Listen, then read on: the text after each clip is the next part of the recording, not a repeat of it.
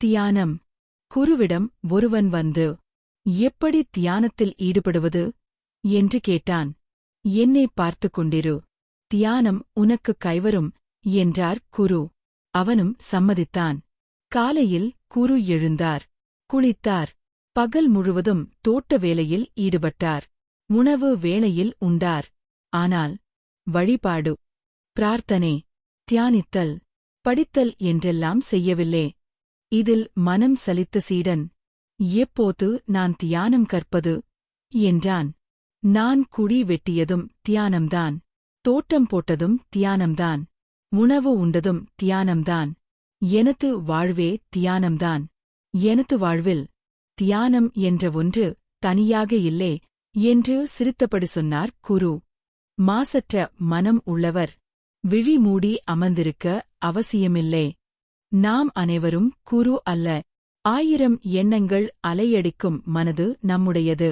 ஆசை, அச்சம், கோபம், காமம், வெறுப்போ, பகே என்ற சிலந்திவலை பின்னலில் சிக்கித் தவிப்பவர்கள்.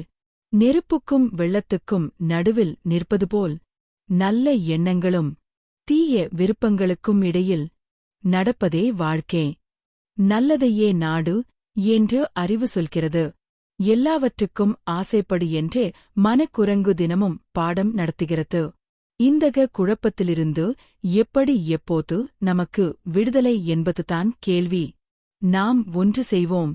காலை மாலை இருவேளையும் தனிமையில் கொஞ்ச நேரம் கண்மூடி மெளனமாக அமர்ந்து உள்முகமாக யோசிப்போம். நமது பலம், பலவீனம், நிறை, குறைகளே நெஞ்சில் நிறுத்தி அன்றாடம் அலசுவோம். தவறுகளைத் தவிர்க்க முடிவெடுப்போம். பகையை வேரறுத்து அன்பை விதைத்து விருட்சமாக வளர்க்க முயலுவோம். ஒரே பிறவியில் புத்தனாக முடியாது என்கிறது பிளத்தம். ஒரே நாளில் நாம் அனைவரும் முனிவர்களாகி விட முடியாது.